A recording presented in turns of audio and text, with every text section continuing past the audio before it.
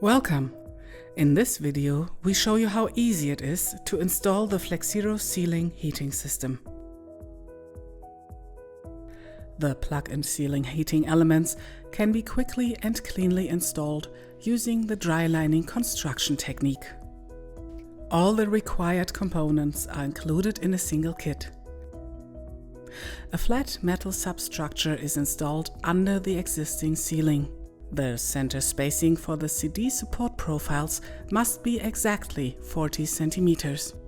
The compa box should be installed so that the indoor air can flow around the thermostatic head unhindered.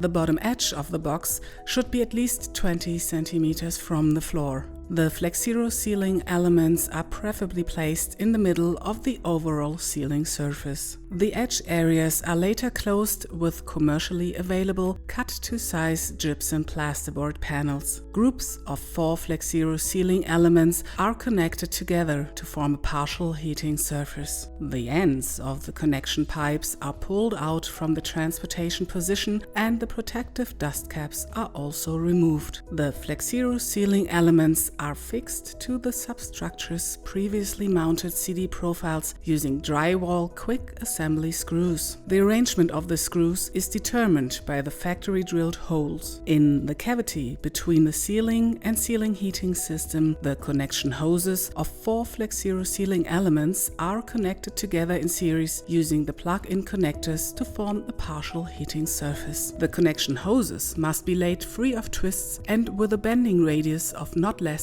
than 20 centimeters. The compa box is integrated into the heating system using the supplied plug connectors. For this, please refer to the sketch in the installation guide.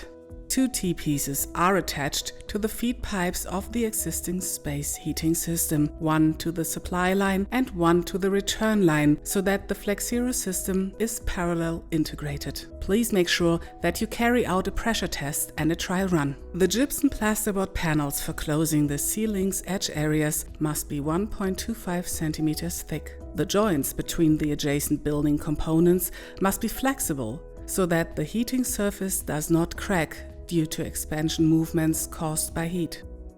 Please observe the manufacturer's instructions.